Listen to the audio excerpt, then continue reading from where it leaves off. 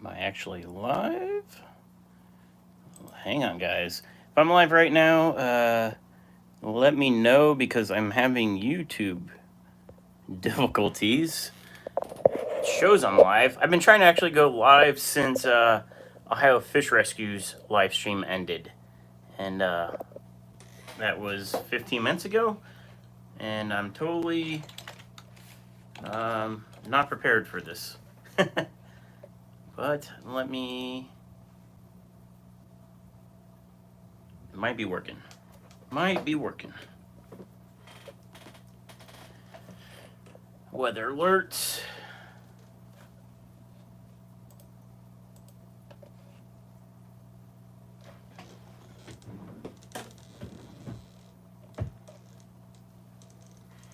I hate stupid people. Hello. Is everything working on your end? IHSP? I'm still loading on my end. Totally not prepared. Can I fix? Sorry, I'm trying to fix everything. I'm trying to fix everything tonight. Sound and video good. Thanks, Mickey. All right, I think I'm ready. I'm ready for you guys. Ohio Fish Rescue live stream's getting a little crazy there at the end, wasn't it? For those of you that came from there. As you know, I schedule these live streams for 8:30, but I typically will go live as soon as OFR is done with their live stream. They are scheduled to go from 7 till 8. Most of the times they go till about 8:15, 8:30. But I could tell that Josh was trying to cut the stream a little bit short tonight. Or not short, they still did their hour, but to keep it appropriate, I believe that's what I saw.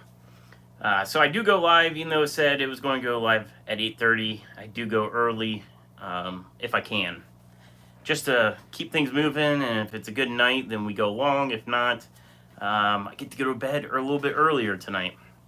But there is a title to tonight's live stream. You guys notice I actually did a thumbnail for once.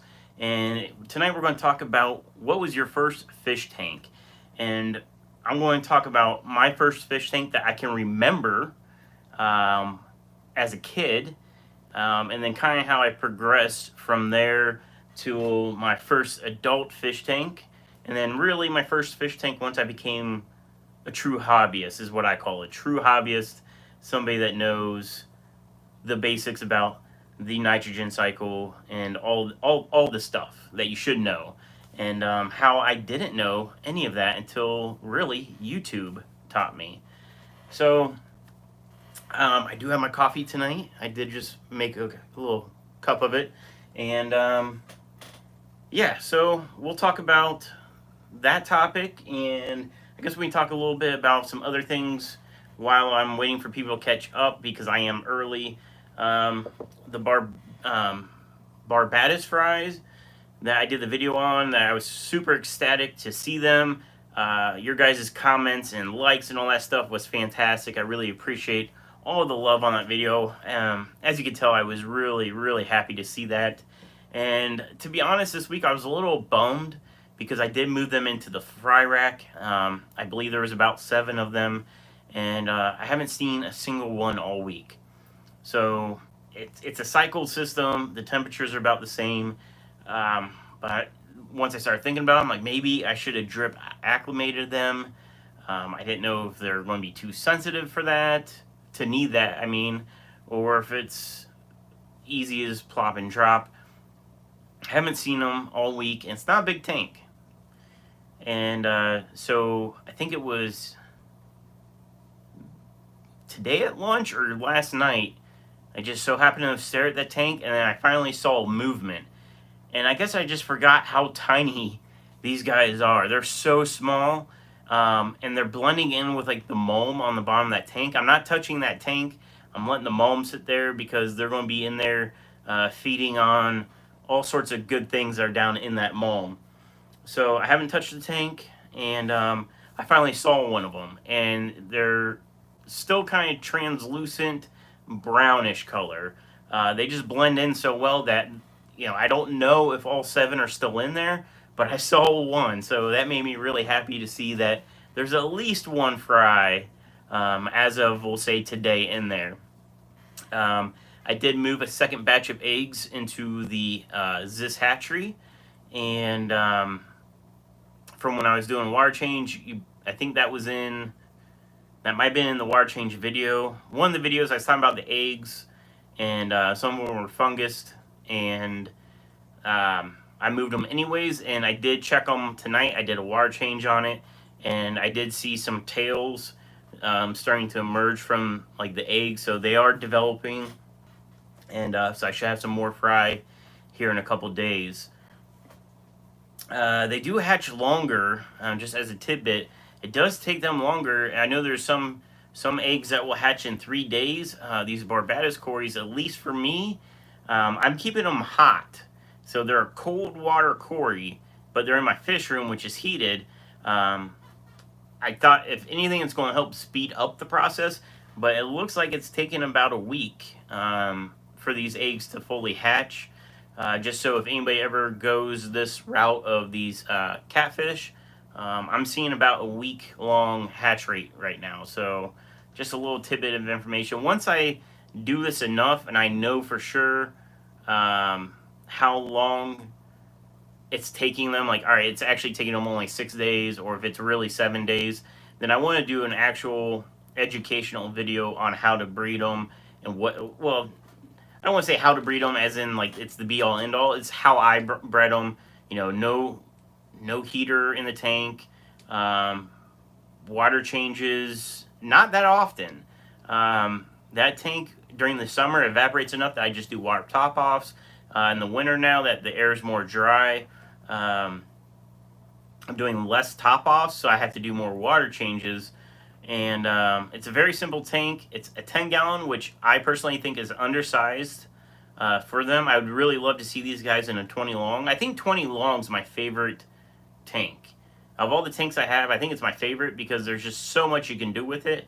And I think it's more beneficial over like a 20 tall in so many ways. You still have the capacity of a 20 tall, but you have the footprint and the coverage of the 20 long for like shrimp. It's a perfect tank for shrimp. 20 longs are the best tank for shrimp, I think. But with Cories that are always on the bottom, I think that footprint's awesome. I like the 29s. They're big, but you don't really need that volume. At least I don't need that volume right now. I'm using those on the import fish orders just because I'm keeping a lot of fish. So yeah, that's where I'm at with those. That's really what I'm trying to focus my time on, are those catfish, just because that's something I'm super excited about. And then the next step will be the emerald green. I need to find the specifics on those to see where they either came from or more specific breeds. That way I know how to market them, because they're awesome, but they're huge. Definitely big catfish, corridors. Let me see who's here. I see quite a few regular people. I Hate Stupid People, Mickey M, Zen Ginger. I want to throw a shout out to Zen. She placed the biggest plant order I have had to date on the website. All she ordered was strictly plants. It was last night, and she ordered it. It hit my notifications at like 5:30, and 5 o'clock's my cutoff for sure for shipping stuff. But I packed it up as quickly as I could because it was such a big order. I wanted to get it out right away to her because I know she's excited for all these plants. And I did get it to the post office at 6:01. They closed at 6, but the gate was still open, and they know me well enough that they didn't shut me out, and they took her package last night. So Zen, your package is on the way to you. Thank you so much for... It was a massive plant order, guys. Like, she ordered so many different kinds of plants. Like, I don't know how many different kinds, maybe 10, but and multiples of each. So Zen, thank you so much for that order. And just so you guys know, you can use the discount code at checkout. You get free shipping on plants at $49 or $49.99. Basically, you hit that $50 mark, it's free shipping, and that goes with any product on the website except live fish. I have to charge for live fish. I have to charge shipping for that because that gets expensive. But anyways, she took advantage of that free shipping and the discount code YouTube at checkout. You save an additional 10% on top of that. So just letting you guys know. Oh, good segue. I brought in a bunch of plants this week. I did a video on it, and now that I'm thinking about it, I haven't released the video.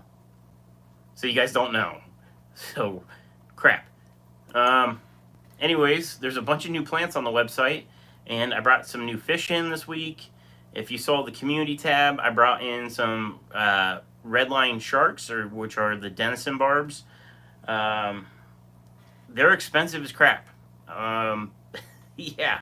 So I wasn't expecting them to be so expensive, but so I only brought in 6. I went locally to my local wholesaler, and I saw them. I'm like, all right, they're good size. They look healthy. I'll take 6 of them, and we'll see how they do because they're expensive. I got those. Once they clear quarantine, I'll have 6 for sale. And yeah, so getting back into some fish. I also brought in some corridors, just emerald greens. I had a big order for them, and I wanted to keep some extras on hand, so I brought in some extras. But that was it as far as fish. Or was it? No, it wasn't. I totally forgot. I brought in 50 green neon tetras. Jimmy from Aquarium Co-op, he really liked these guys. I had them before. They sold really well. They're really awesome, and they're fairly inexpensive. So I brought in 50 of them, and so far 0 losses. They're going through quarantine. I quarantine all my fish before they go on the website. So that's what we're waiting on right now, is just waiting for quarantine to end, and then I'll list them. I feel like there was another fish, though. There was! Man, my brain tonight, guys. I'm sorry. It's Friday. It's been a long week, and that's why I just made coffee. I brought in some autocinkless. I can't remember how many I brought in. Maybe 10 or 20. Not very many, because I haven't brought any fish in months and months and months now. It's been many months, even since I brought in plants. So I'm trying to get my feet wet again. I don't want to go crazy with these massive orders, but autos sold really well last time, so that's why I went with those. The green neon sold really well, so I brought those back. And the denison barbs, because I just thought they were awesome, so I wanted to try them. So anyways, that's kind of caught up, I guess, on the fishy things. Now that I think it's 8:30 or 8:32, let's get into tonight's topic. Let's talk about your first fish tank, and I want to see the comments in the live chat. I want to see what your guys' first tanks were, and if you know when that was, and what was in it. So my first tank that I can remember, this would have been the early 90s. We had a glass bowl with a goldfish. Nothing was in the tank, and maybe the goldfish came from like the state fair where you win the little goldfish. And that's the oldest tank I can remember, was a glass bowl with a goldfish. If I had to guess the size, it was probably a 2-gallon bowl. Somewhere around there, 2 gallons-ish.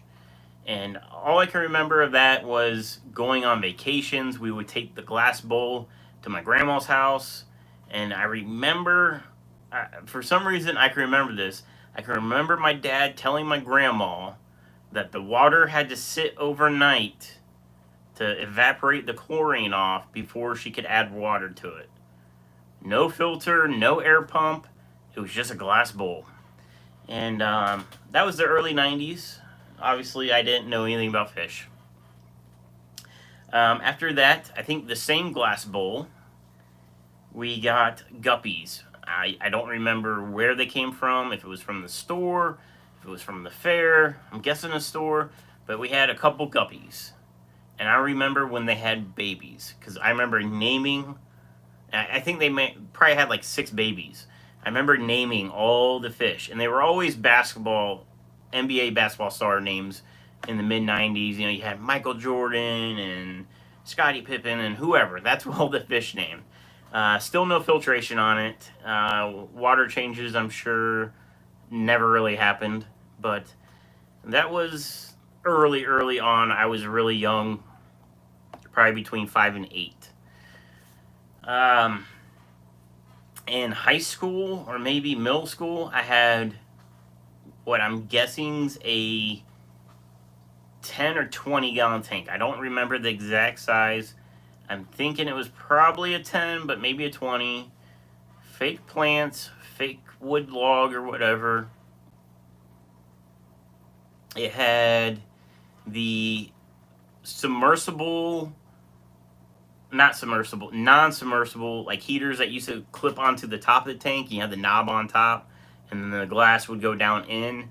I don't see those really anymore, but that's what it had. And then it had like an Aqua Clear 20 or something on it. I remember having a red-tailed shark. I remember having tiger barbs. The tiger barbs were obviously tears. They basically beat up everybody that I ever put in that tank, which obviously I didn't know who was compatible with who. But I don't really remember too much more than that. I think I had a pleco at some point. It was small. I'm sure just a common like Florida pleco, but it was a baby one. It never survived to get monstrous, unfortunately. I was still not a fish keeper. I thought the tank was cool, and then it kind of fell apart, and it started growing algae because I kept it right underneath a window. I didn't know any better, and soon it became this green mess of a tank. Couldn't see in it because so much algae, and then with pest snails, all that algae, the pest snails thrived in this tank. There must have been a million of them in this tank. So that's kind of like the earliest tank that I have a lot of memories of. Sorry guys, I'm just like yawning. I'm kind of tired, but pushing through it. Anyways, let's go into what I would call my most recent first tank, and that would be here, and that was my 75-gallon tank. The 75-gallon that has the OFR fish. It's got the goldfish, the kissing gourami, the giant danios, the black skirt tetras, or tetra, and then the red-eye tetras. I got that tank for, I can't remember if it was free or $100. But I was getting into ball pythons, and that wasn't at this house. This is when I had a townhome. I was getting into ball pythons, and a coworker had it, and I might have got it for free, but it was the 75 with the stand and the canopy, and he brought it to my house. I had ball pythons in it. I think he had fish in it, but I ended up putting snakes in it.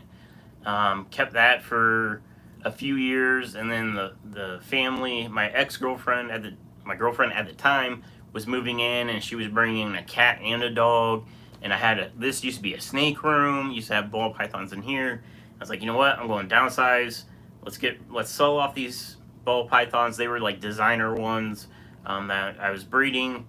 Let's sell these off, and because I need the room. My girlfriend had a daughter. This ended up being her bedroom. So I sold the snakes, and then I'm like, all right, what do I do with the 75? Let's actually make it an aquarium. And I don't know how it came to be, but somehow on YouTube, I found the sand waterfall video. And I don't remember which one it was, but it was just a sand waterfall. And I thought that was the coolest thing I've ever seen. Ever. For an aquarium, I didn't even know about live plants at the time. Didn't even know about them. Didn't know that was a thing. But I saw that sand waterfall, and I thought that was the coolest thing, and I wanted to build one. I love building things, and I'm like, I can build that. So I started looking up videos on how to make it, and basically just did the lift tube method. Using an air stone PVC pipe, you lift the sand up, it dumps it out. Then I found the videos on how to make like the fake concrete rock walls So that's what I did. I made a background, like a 3D background, is the easiest way to describe it. It's styrofoam that I shaved into like rock, like what I could make look like rocks. Made like a waterfall ledge, and then I covered it in concrete. And I was super impressed with myself, and the sand waterfall worked. And I took a video of it and showed it to my friends and family, and their minds were blown about this sand waterfall. And I always described it as the underwater waterfall. And everybody's like, what? And then once they saw it, they're like, holy cow, like that's awesome. I had fake plants in it, and I was like, cool, now I got the setup, what do I put in here? So I went to my local fish store, and I said, I want some cool looking fish. I like blue. And they asked me what size my tank was. I didn't even know it was a 75 gallon. And maybe I did, but it like, when he asked me the size of the tank, it just like slipped my mind. I was the guy that was like, I don't know, it's 4 foot long, by like this deep, and then luckily it's a mom and pop local fish store, but they had one, and they're like, is that it there? I'm like, yeah, that's definitely the tank. Like, all right, it's a 75. He's like, you can do some African cichlids. And I was like, all right, show me what those are. Didn't know what they were. Not a fish person at all at this point. So he takes me over to this tank, and he shows me electric blue Acara. And I thought, those things look awesome. I'll take 2 of those. And they were like kind of expensive at the time. And like, obviously I wanted like 10 of them, but I'm like, I'll take 2. And so they sold me 2 of them. I put them in the 75. They have a whole 75 to themselves. And that was that for a while. Oh, wait. No. I got my story wrong, guys. So pre the cichlids, I forgot. I went to a big box store and got, I think it was Cardinal Tetras. It was some Cardinal Tetras or Neon. It was Neon Tetras, a figure 8 puffer, and then there were some cherry barbs. That was the first like fish stocking. I forgot about this. In the 75, I was like, this is not enough fish. Like, it was like 10 green neons, 10 neon tetras, the 2 barbs, and the puffer. I was like, it looks boring. So I went back and got like 20 more neon tetras. Didn't know what quarantine was. Came home, I floated the bag, because I knew to do that. Floated the bag, and I dumped it in. Dumped it with the bag water and all, into my tank. Didn't know not to do that either. The fish that I put into, the fish I had were doing great. The fish I added brought in ick. I didn't know what ick was. All the fish, every single fish in the whole tank got it. And the tank prior to the addition had probably been going for 2 months. So not like a well-seasoned tank, but it was cycled. And it ran a canister filter from like day one. It's actually got the same canister filter. I still run, it's a Sun. So if anybody ever wants to know about Suns, I've had that thing now for like 7 years. It's still running. First 2 months was great, but I'm like, this is not enough fish. Buy 20 more, and I introduce ick into the tank. Everything gets killed. And I remember seeing my puffer, and I love that little figure 8 puffer, which is supposed to be a brackish puffer, by the way. I remember seeing all the little, now it's ick, all the little specks on them. I'm like, what the heck is all over them? Like, what is that? I thought it was like sand or something. Didn't know. Everybody ended up dying. I think I ended up like treating it for ick, but it was way too far along before I realized what it was. I'm pretty sure I Googled like white stuff on fish, and I figured it was ick. And because now that I think about it, that tank does have blue silicone. So I did treat it for ick, but it was too late. I lost everything, and so that tank got wiped out. That's when I got the electric blue Acara, and I added some polar blue convicts, 2 of them, and it was basically 2 and 2 for the longest time, and then that pink kissing gourami and 1 more blue Acara were both rescues. They got added in, so it was 3 Acaras, the kissing gourami, 2 convicts, And it was like that for the longest time. And then I just kind of got bored with them. I had them for years. I really loved that third car. Ended up making a pair. The two I had were either two males or two females, and then that third one I got was the opposite. So they ended up showing some pairing behavior. I never got Fry, but I just kind of got bored with that tank. And to be honest, I'm still bored with it. I enjoy the tank now because of the livestock.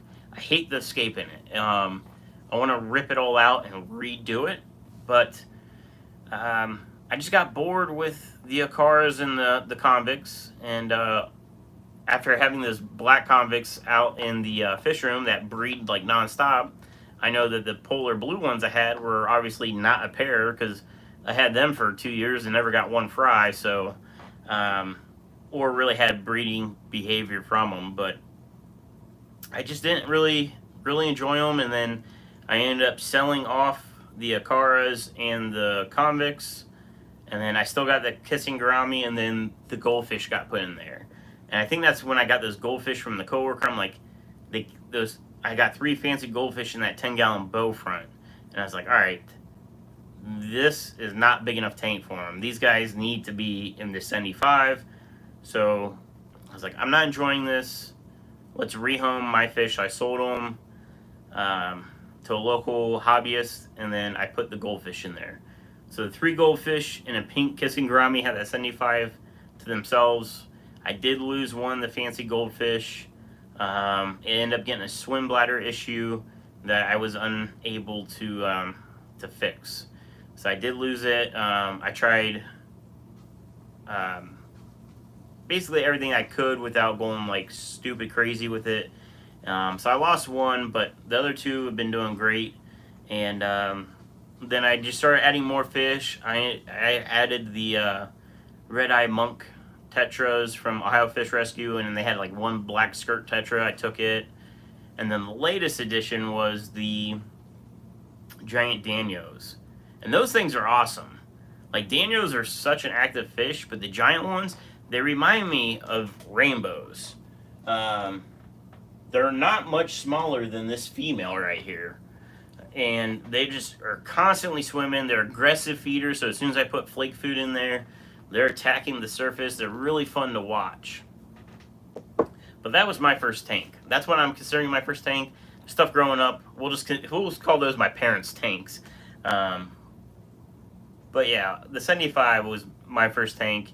And then I started getting more and more in the hobby, educating myself through YouTube about like fish diseases and the cycle. Didn't know what the cycle was when I first got the tank going. I knew I had to have the filter running, but I didn't know that I needed ammonia to get the cycle going. I just thought I needed the canister filter on there and the tank would age. Luckily, that first go around where it had the 10 neon tetras, it wasn't a huge bio load on the 75 to really have an issue. There's a lot of thunder right now. Excuse me. If you guys watch the OFR live stream, they got hit with weather. It was raining really hard. They had thunder. I think I'm getting their storm now. I'm south of OFR, so hopefully power stays on and internet and all that. But I'm going to see what's going on in the chat. Alright, so Mickey M says, pink convicts and a 30-gallon was my first tank, then a planted mixed tank. Alright, bud, that's a good start. Way better than my start.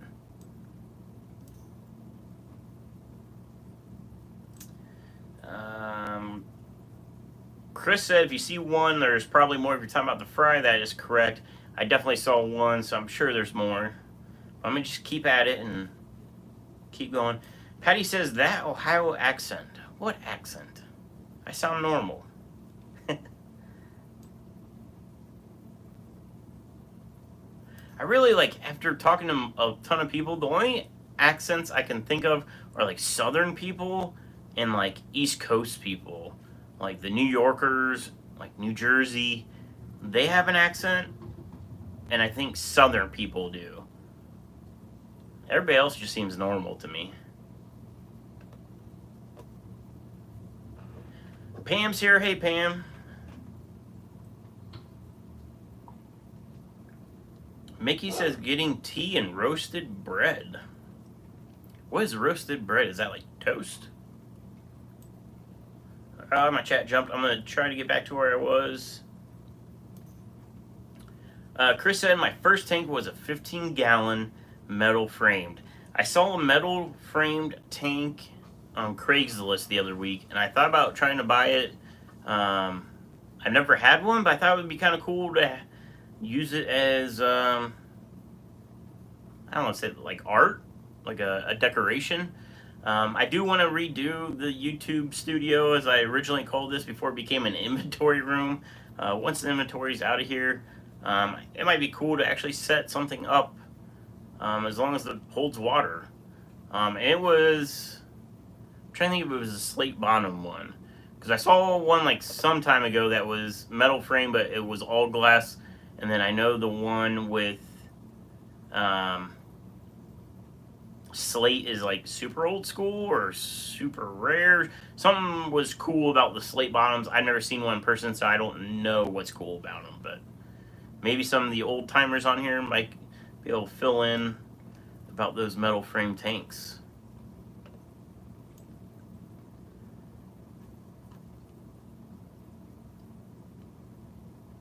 And Patty says, roasted bread sounds fancy. I just got some plain old toasted. IHSP said, not a whole lot. Still laughing internally at OFR's live stream. It was pretty funny.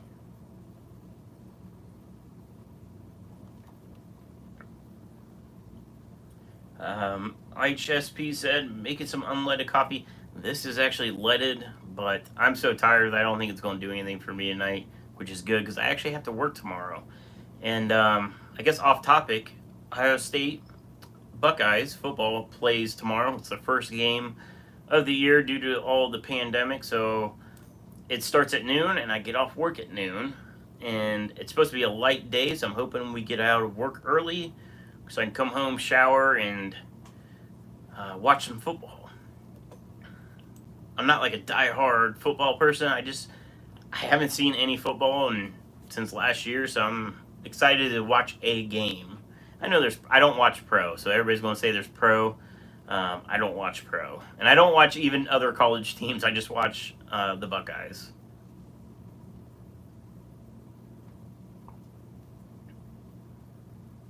Okay, John says he had a 10-gallon in 1980 with a Comet to cycle, and then went out and bought a Snakehead and a Texas. Was that your first tank, John? You had a Snakehead as your first tank? That's crazy. And that way, I was just thinking a 10-gallon with a Snakehead and a Texas Cichlid. I'm assuming that's what you mean is a Texas Cichlid.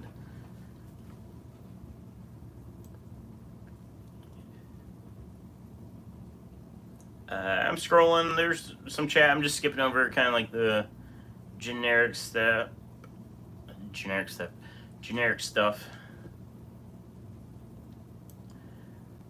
Chris says, love Odessa barbs. They are great. I actually do have Odessa barbs. They should be on the website if anybody's looking to buy some. I've had them for at least 6 months now, so they're well seasoned. They were from a fish farm, so they're now at the plus 6 months mark that, they're solid. I think they were, I showed them in my last video. IHSP says the autos sell well because they don't get too big. That's correct. And they're fun to watch too. They were swimming around a little bit the other day, and then they just all kind of grouped up. I took a picture of it.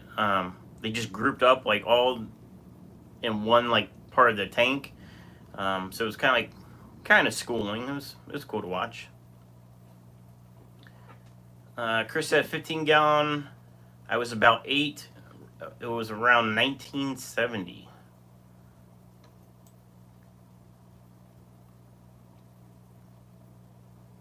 Neons and swords. I guess neons have been around. I wonder how long neons have been in the trade.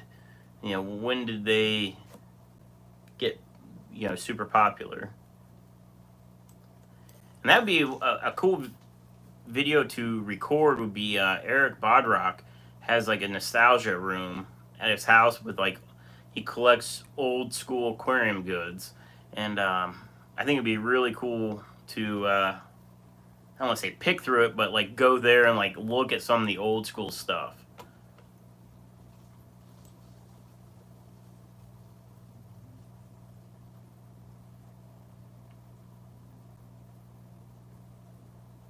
IHSP said the first one I remember as a kid was a 10-gallon my dad bought for the goldfish my brother wanted at the District 3-5 Counties Fair.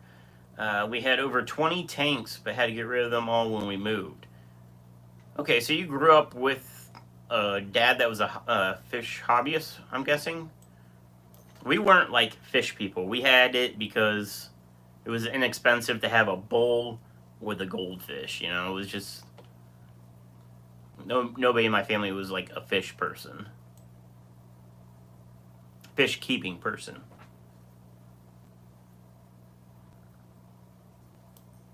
First one I ever bought myself was the 75 my Oscars are currently in, was IHSP.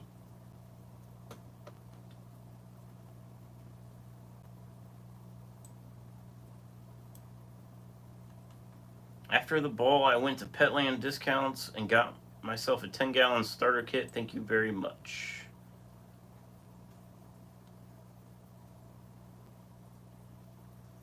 Chris says that they have a wicked storm where they're at.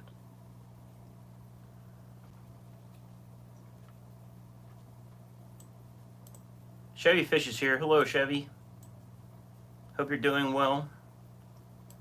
Chevy Fish is also a returning... I know I was talking about Zen earlier. Chevy Fish is another person I want to shout out for being a return customer over and over. I do appreciate all the orders. There's multiple return customers.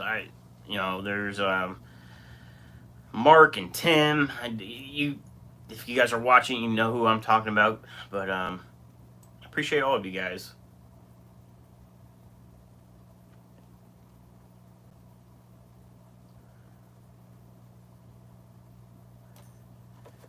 Fish and Floral said I had a 29-gallon that was an aquatic zoo. One of those, two of those, a mix of whatever looked nice. Learned a lot in the past 30 years. Yeah, that's the tank I had when I was in like middle school was the aquatic zoo. The tiger barbs and the pleco. And I don't really remember what else was in it. I remember the tiger barbs because I remember having them because they were called tiger barbs and they looked awesome and they looked like little piranhas and they sounded sweet, and then they killed everything I put in that tank with them. And like, you know, it's when people talk about how tiger barbs are not aggressive if you have enough of them. I had like 7 or 8 of them, which maybe is not enough. That's the first and only time I ever had tiger barbs. They attacked everything I put in that tank.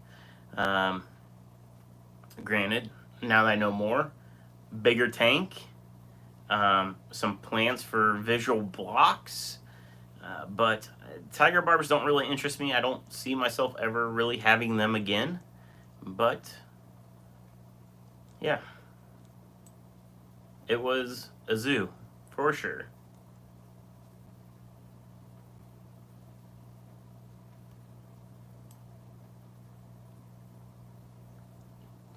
Oh crap, chat jumped. Where am I? Okay, I think this is where I'm at. Mickey said fish clubs can teach a lot. Got into one at the age of 13 or so. So good to see how other knowledgeable hobbyists do. Yeah, so I didn't really get into fish club until... when was that? Maybe 2 years ago? A couple years, a little over 2 years ago. And I don't really remember how I even came to know about them. I honestly don't remember how I found them or knew about them or why I even found them in the first place. And I remember going to my first club meeting. I didn't know what to expect. I was really nervous. I was like the youngest guy there, and I just kind of like walked in and sat down, and it was who was, I don't remember the first speaker. It might have been Lawrence Kent. It could have possibly been Lawrence Kent.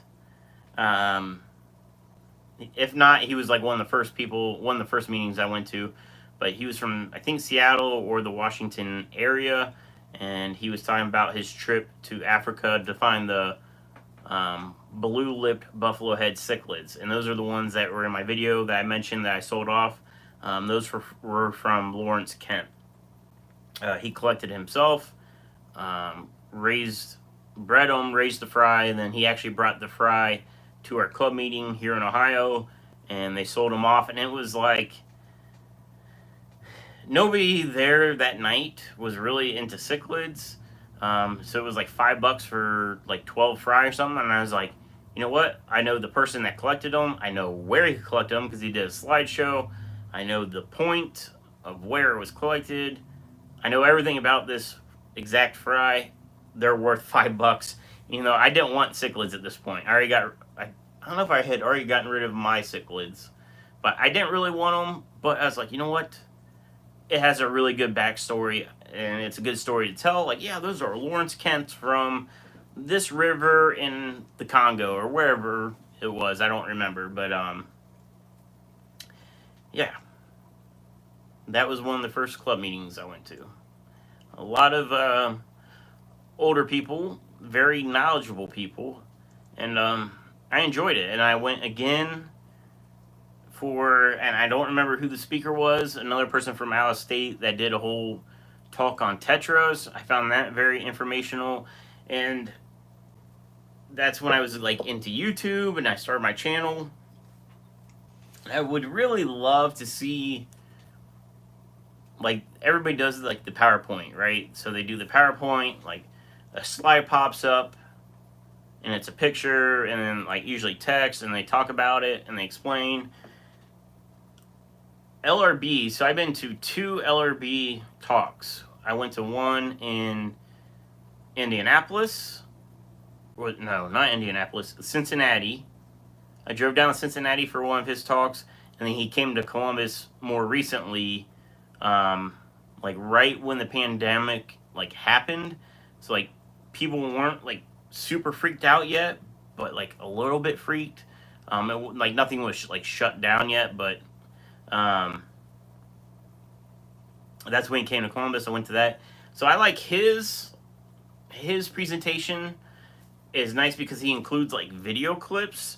So like, you know, some of these people that do these educational not seminar, but you know what I mean, these talks, you know, you're sitting in these chairs and it could be hot and it's late at night and they're playing and they're just talking. This is that.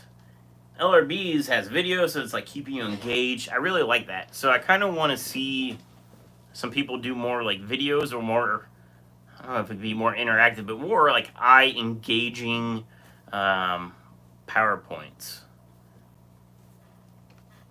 If you guys know what I mean by that. Like, the information's great, but the delivery of it can be a little boring. At least for like me. So I know, like, to try to bring in younger and younger generations into the club, which I think all the clubs countrywide need younger and younger people to keep the hobby going, to keep these awesome line bred fish going, especially like Cares fish, or anything that could be potentially going extinct in the wild. Let's keep the younger people interested in it.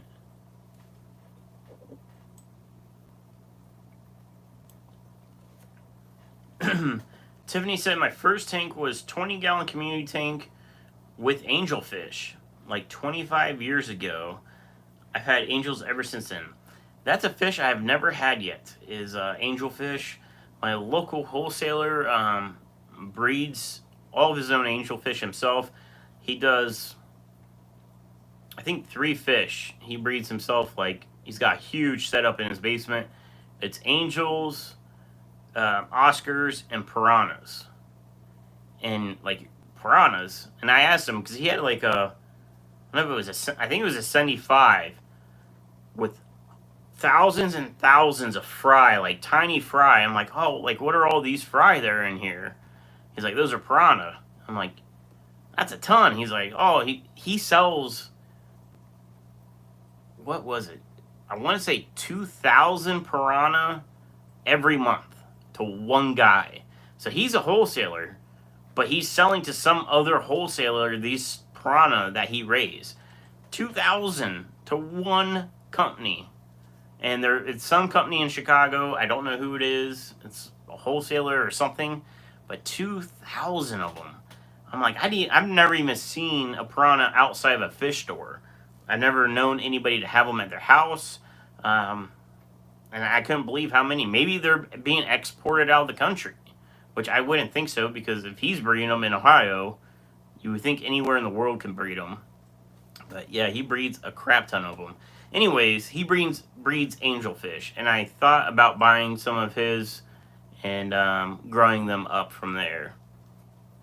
But Tiffany White, that's what I was just thinking about, was angelfish. I've never had them, but I wouldn't mind getting into them at some point. And they're super cheap through his wholesale.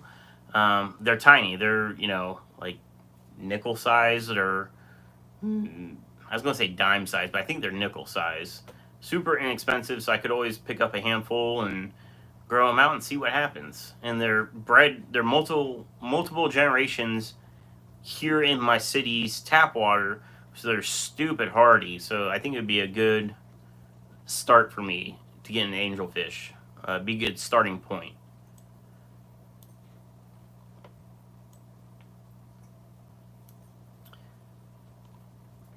Josh said my first tank was interesting. My ex bought me 4 platies. I didn't know what they were, but I bought an Oscar. That ended up being a funny ending. I bet you didn't have platies after that. Josh said, kept fish since 2 years later. Let me scroll.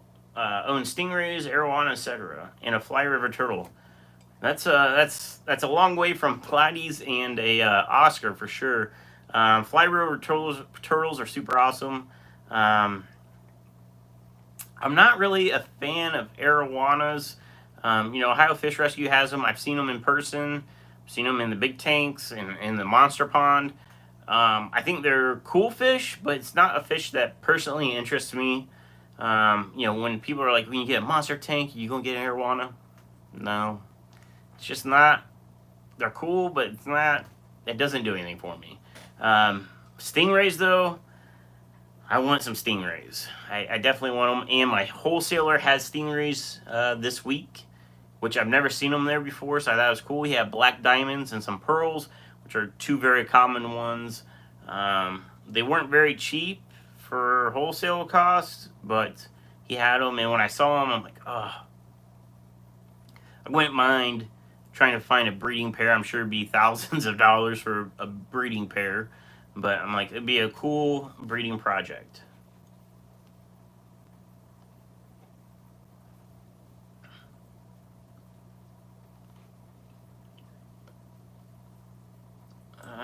Let's see, Streetwise, hello.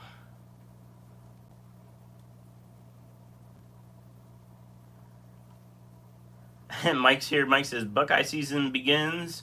Duck season opener. Can't wait to get the boomstick rocking. It sucks because my old coworker, my ex coworker, at my old job when I used to work for BMW, huge Buckeye fan.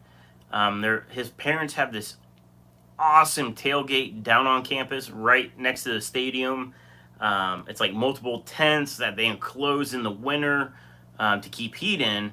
And it's not just like your regular pop-up tents with like a little space heater. His dad's an engineer, so he engineers like all this crazy cool like gadgetry to make it all work.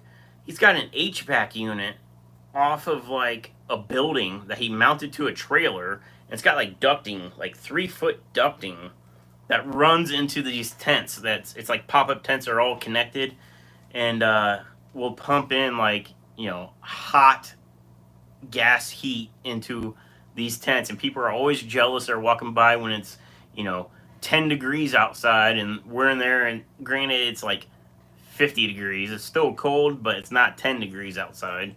Um, but I miss that, and because, you know, everything's been shut down. Even though football starts tomorrow, there is no tailgating allowed, and you know, now it's getting cold, but like when it's hotter out, you know, get to play cornhole and Beersby and Boom and like all the fun drinking games. I kind of miss it.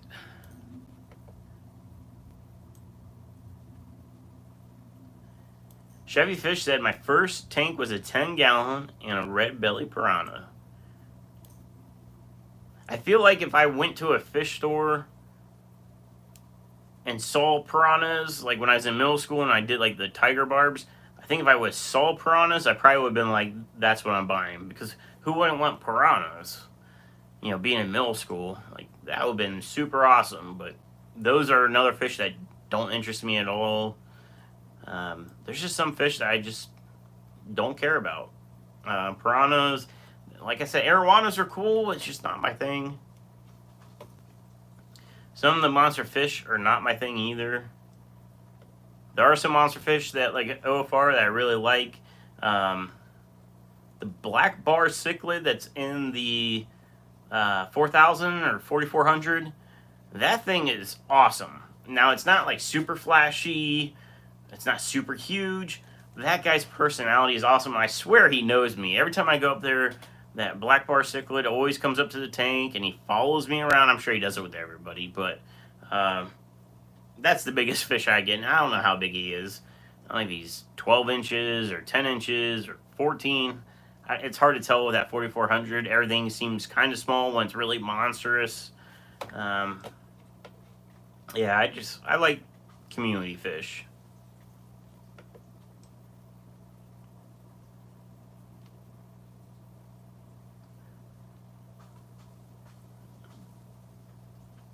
Josh said, come a long way in 2 years from platies and Oscar to arowanas, bass, the fly river turtles, stingrays, datinoids, babus, and bashirs. You definitely went from like the small stuff, making your way into the monster fish game. It looks like, at least the bigger fish game. IHSP said, yeah, sometimes the autos get a little wild here and go crazy. Yeah, it was fun to watch them really, you know, swim around versus just kind of sitting on the glass. But Streetwise says, I think Metaframe was the brand for the metal frames.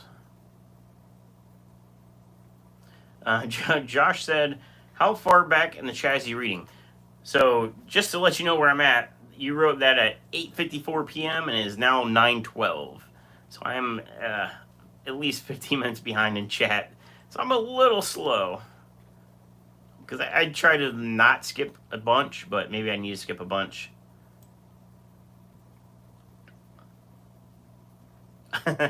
John said Texas cichlid ate the snakehead first night.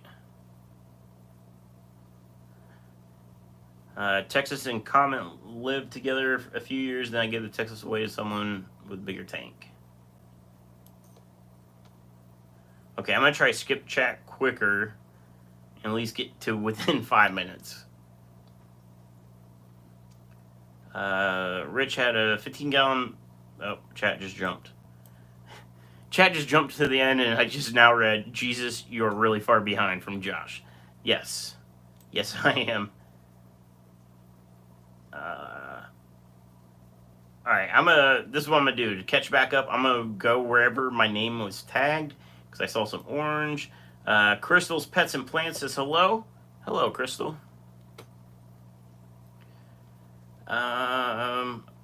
Okay, one of the tags was Zen tagging me in the website, 614fish.com.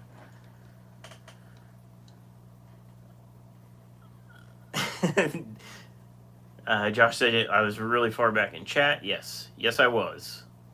JH is here. He said, good evening. Good evening, Joseph. Hope all is well with you and Amber. I haven't seen... I'm trying to think what the last video was I caught of yours. Oh... I forget what it was. to be honest. I need to catch up on your guys' content. Yeah, but I hope all is well with you guys. Mickey says, you have a perfect angel breeding tank behind you, Steven. Would love to see a pair of angels with Fry in there someday. That's a good idea. That's a really good idea because, oh, I got 2 super reds on the glass right there. 3 of them. There's one over here. So, and they're all in the glass. Every single one of them. 1, 2, 3, 4, 5. Yeah, there's 6 in here and they're all in glass. Anyways, so this tank nutrient level has been a little high.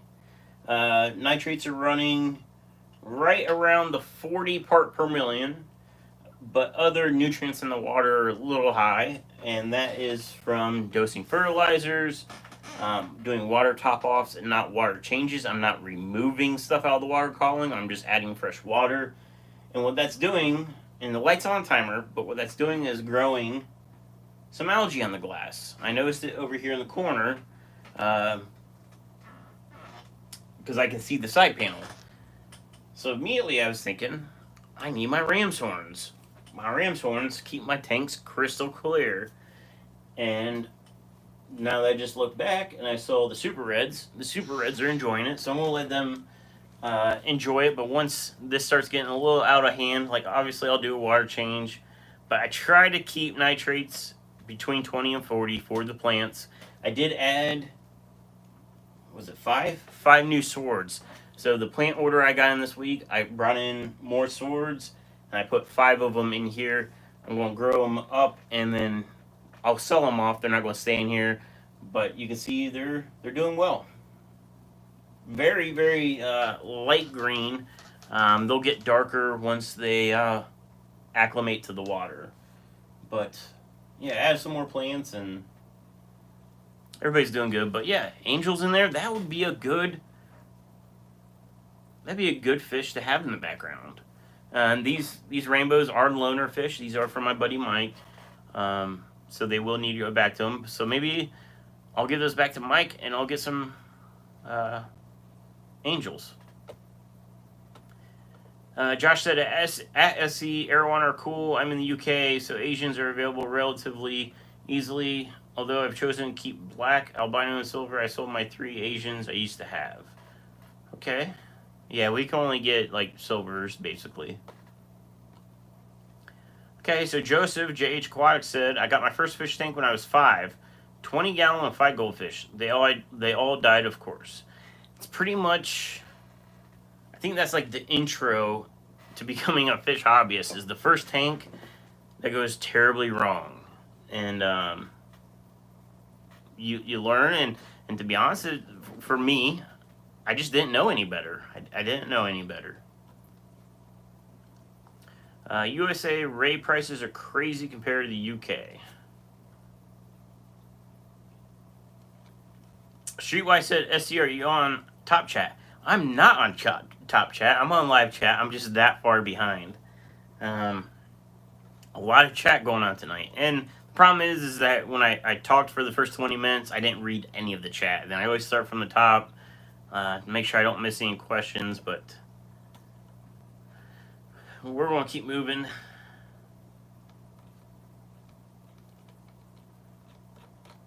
The Jarhead Entrepreneur at SC.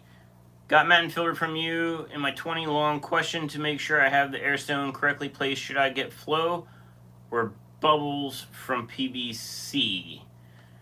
So the airstone, you want to put that as far down the pipe as you can. So basically right at the bottom, the airstone should be like right at the bottom. And really, so the pipe in all my tanks is underwater, so I don't really see the flow, but the bubbles all come out on the top side of the pipe. So they raise up, and basically they hit the top of the pipe, and then they ride their way out of the elbow, right? If the water level is at that pipe, you'll see water flow through it. So you should have both. You should have air coming out. It's not going to come out like an airstone. It's going to clump up once it hits the top, and then the water will just kind of, or the air will just kind of go up to the surface from there.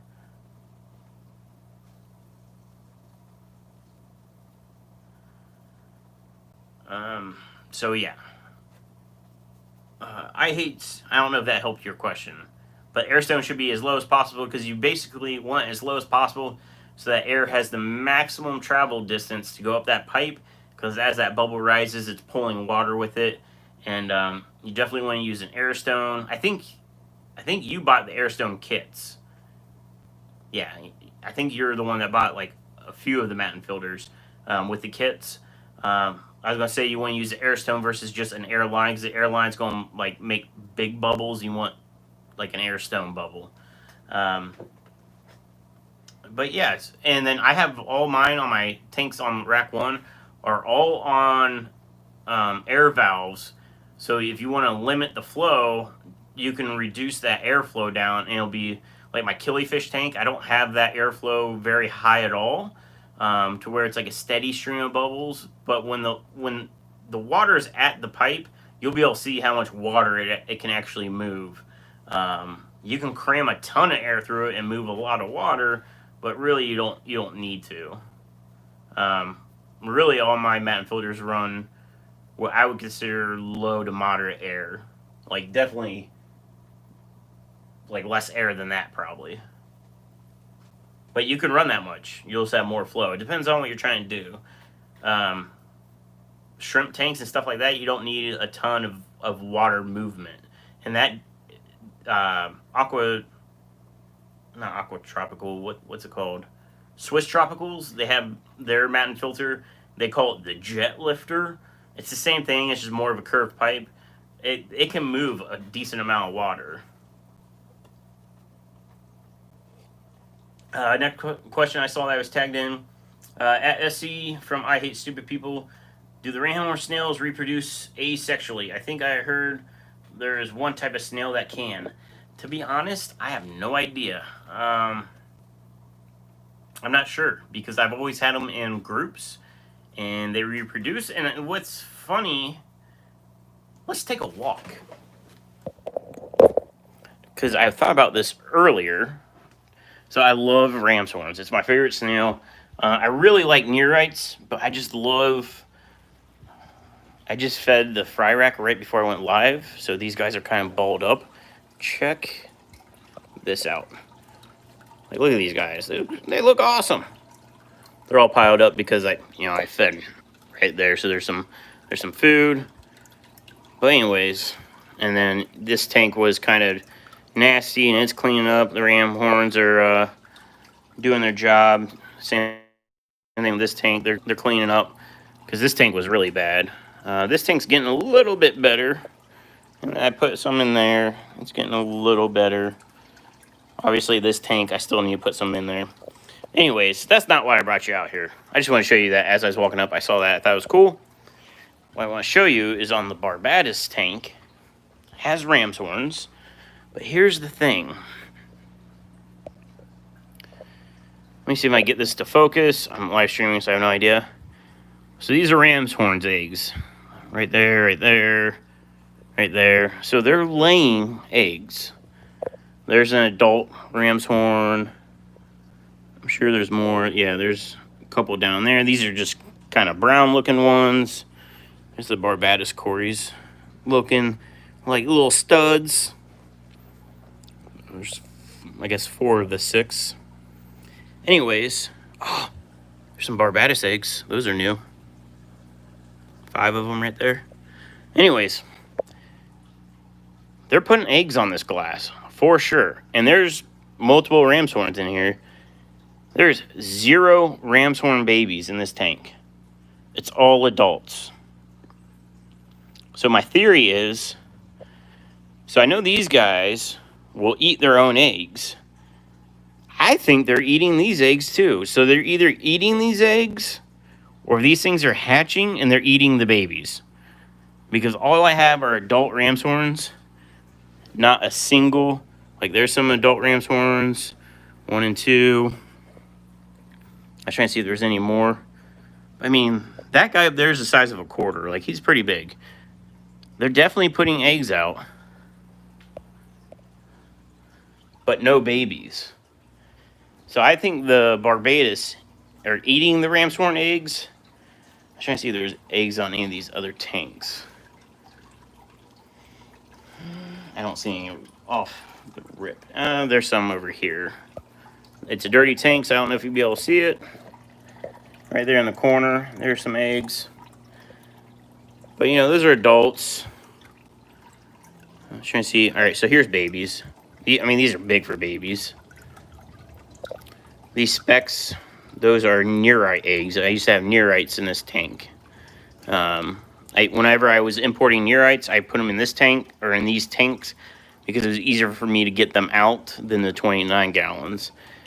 But you know, ramshorn babies are super tiny. They're little specks, and then they grow. Like, here's a little one up there, right? But they're small. There's none in that 10-gallon bow front because I think they're being eaten either as eggs or as newly, freshly hatched babies. And those Barbados, they spawn constantly. It's not like, oh, you gotta wait. Sorry, I know you're seeing finger and ceiling. It's not like, oh, they spawn like every 3 weeks. No. I could have eggs like every day or every other day. Like, if I fed bloodworms every day, I'd have eggs every single day. There's 6 in there, so I'm guessing 3 pairs. Non-stop breeding activity. I'm wondering if they're eating snails. And it would make sense. I don't have babies in there, and they're breeding so much, so their appetite's huge. Maybe that's what's fueling their breeding, is that they have all these snails. I don't know. But I don't... Kick it back to your question. I know I got off there, but I don't know if they can breed asexually, but I don't know. I like them, and I hope they do. So that way I just keep putting them in tanks. And but I'm too low. Sorry. I don't know the answer to that.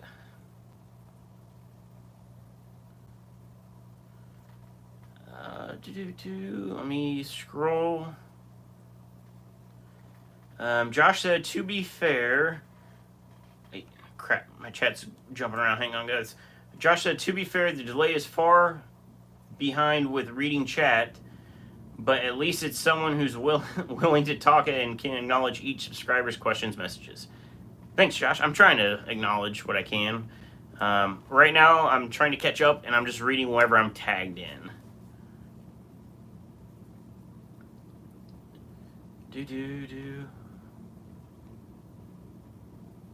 I hate stupid people said, I was wondering because I'm not a fan of snails, but I'm tempted to get one to see how well I will tolerate them since I know they're good for aquariums. So I hated snails. Absolutely hated them.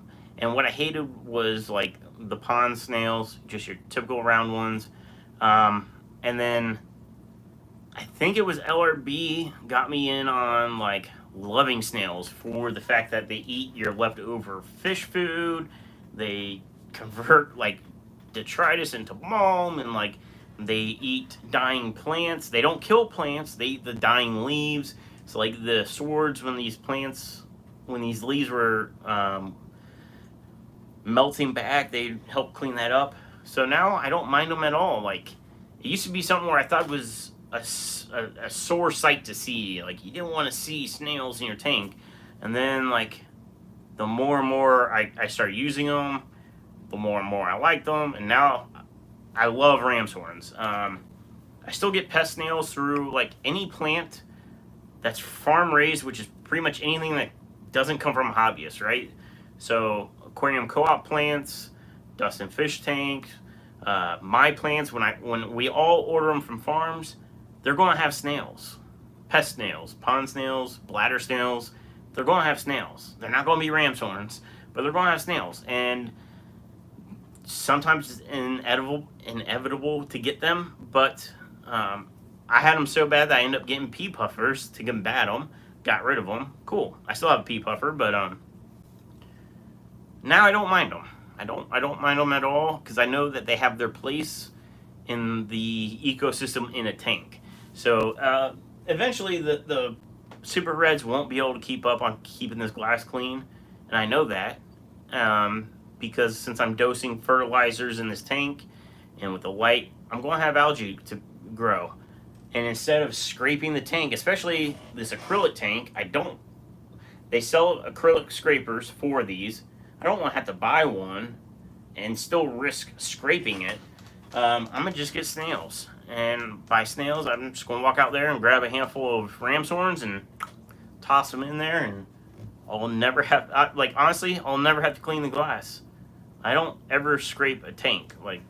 I hate it. Mickey M says, Barbados Corys, or is it Barbados or Barbados? I keep saying it both ways because I honestly don't know which one, but it just randomly comes out. I think it's Barbados. Barbados.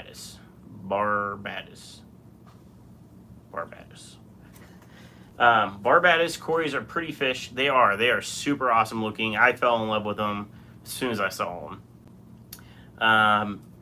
He also said, smart way, minimize amount of enemies for their young. I think they're eating them.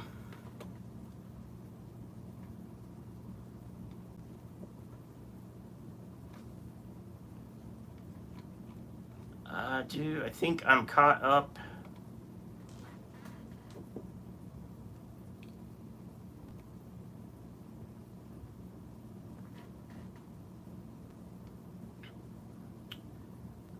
Jarhead said, I just wanted to make sure I was getting enough water through the filter. Yeah, so honestly, the best, I'm getting both. The pipe is right at water level. Yeah, I was going to say, if you just lower that water level to, the level of that pipe, you'll be able to see how much water is coming out. And when you raise that level up to, the top of the pipe level, that's when you're going to have your best flow. Because when it's midway or half, that air is hitting an air pocket, so it's losing its flow over that pipe. So you want to try to keep the water level high for maximum flow, but you can keep it lower and you'll still have flow. But I love Matten filters.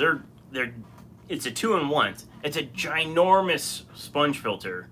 The surface area of a Matten filter is insane because they're 2 inches thick for the small ones, and they get up to 3 inches thick for the bigger tanks. So it's super thick, super wide, so it's a huge surface area as compared to a conical sponge filter, or cylindrical. But it's also doubles as a background for an aquarium. So if this aquarium was sideways, how they're on my racks, I use the sponge or the Matten filters on the top. That's a background. It's black, don't have to paint it. Cool. Huge surface area for grazers. So the shrimp and guppies, the guppies love picking at stuff, and other fish are like that too. It's a great surface area. The Matten filters are huge, in my book, as far as a really great filter. And I'm looking at trying to actually not manufacture in-house to where I'm not going to mold the foam, but do the full raw foam to cut material end product in-house is what I want to get into. Right now it's all being through a middleman. There's a foam manufacturer company that actually cuts it to size, and then it gets finished off from there with the hole for the pipe and all that stuff. I'd like to get that done here in my house, literally in-house, build them here, and that way I can do custom sizes. And because I had somebody ask about 30 breeders, and I'm like, that's not a size I can even get. And because I'd have to buy 20 of them, or I'd have to get 20 of them made, and I'm not trying to have 20, 30 breeder Matten filters here when somebody just wants one. But they actually sold really well this summer. The first few months I had them, they didn't move at all. And I think it's just people didn't know I had them. And then I don't know what happened. All of a sudden I was selling. And I don't have that many left. I know I'm sold out of, I think the 55s are all gone.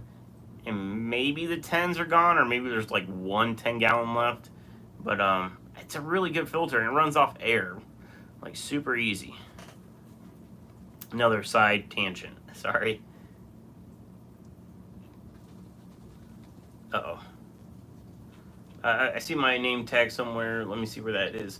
Mickey says, may meat live with carnivorous snails or other animals in the wild, so therefore killing all the snails are on instinct in their DNA, so to speak. Some pistols are like this as well. Yeah, I have no idea. I honestly don't know I was about to say like biotope, the region of where the Barbados, whichever one it is, Barbados Cory comes from, so I don't know what they deal with. But they do have that long kind of nose, which kind of leads me to think it's kind of like a loach. Like maybe they will predate on super tiny snail babies. I'm thinking that's a long nose to be able to get down into cracks and stuff. So I don't know, just theorizing, but I just, today or yesterday, whenever it was, I noticed, I'm like, hey, there's no new ram's horns in that tank, and they do well in every single tank of mine. So I need to check the green water tank, because since that went green water, I can't really monitor how many ram's horns are in there, so there might be a ton in there now. And I just loaded that up with catappa leaves a few weeks ago, so they should be decaying, which ram's horns will chew on that all day long. And the snails, that's why I use it, because there's not snails, shrimp. So I'm interested to see once that green water, once I decide to like clear it out, I have to water change that out.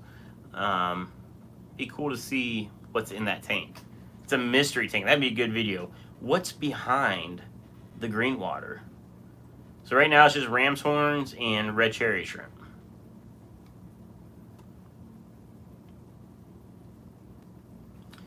Chevy Fish says 55's gone. I know. Yep. Those actually were the first ones that sold out. They're super expensive. Those and 40 breeders are the like two expensive ones. The 55's like sold out like stupid quick. So I'm assuming people were setting up 55 shrimp tanks, like 55-gallon shrimp tanks or something like that.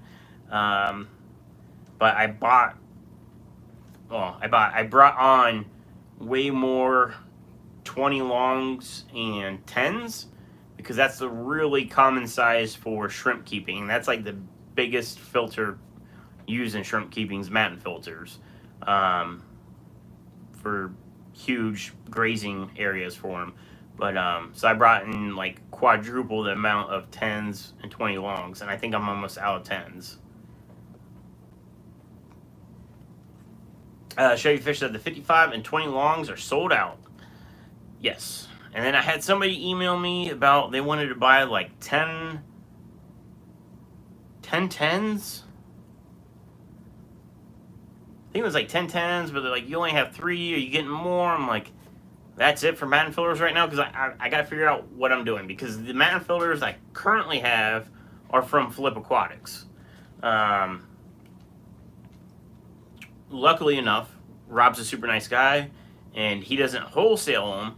But I asked him, like, hey, like, I'm not trying to get your manufacturer source, but would you be willing to sell me some when you get your next order, and I'll obviously give you some money so you make money off basically just let me use your manufacturer. And he was cool, and so that's where this set came from. These are the matin filters from Flip Aquatics. But I found a local company that I'm hoping that I can get to manufacture my own, but they only deal with other companies. They do a lot of automotive like industry foam stuff. So like you think of car seats are foam, there's foam padding to the bottoms of your carpet. They do stuff like that, but they do custom projects. They do a lot of sports gear, like hockey pad stuff, like for the goalies. I'm sure like regular hockey players, I don't know, I don't play hockey, but I saw they do a lot of sports gear stuff, but I'm trying to get them because it'd be super awesome, so I don't have to drive up to Flip Aquatics, which is a 3-hour drive one way. I could drive here, which is local in town, and then I can customize and be like, hey, I want 30 breeders, 40 breeders, 75s. Maybe somebody wants a 75-gallon one. I don't know, but it'd be super awesome to get them to make them to my specs. If not, at least get me the bulk foam and I'll cut them myself.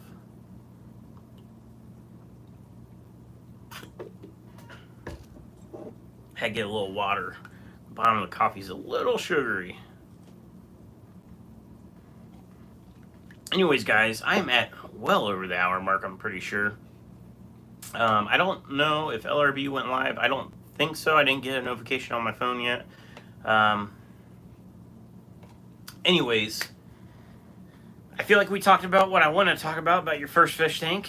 And I got to see that a lot of people kind of were in the same boat as me. I know that Joseph said that he got 5 goldfish, and that didn't end well for him. And I don't feel so bad with, myself killing fish when I was 8 years old or however old I was. But yeah, that's really all I got. If you're interested in plants, check out the plants on the website 614fish.com. YouTube is the discount code. So when you check out, type in YouTube as a discount code, you'll save 10%. Because there are some new plants that I've never had before. Madagascar lace. I can't even think right now. I think I got tiger lotus, chainsword or microsword. I forget, guys. Oh, I brought in some new Anubias that I haven't had before. Congensis and hostifolia. I don't think I've ever had before. So there are new plants on there.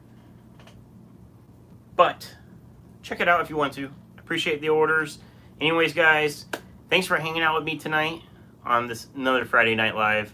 And I'll think of a new topic for next Friday. And if you got any topics that you think would be a good conversation for the community, because that's what this live stream is about. It's about us as a community, a fish fam. I get to interact with you guys on this Friday night.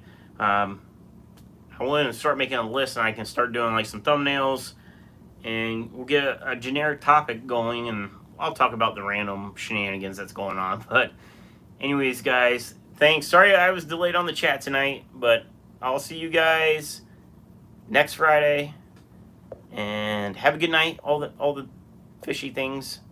I don't know what I'm doing. What am I doing? What button do I hit?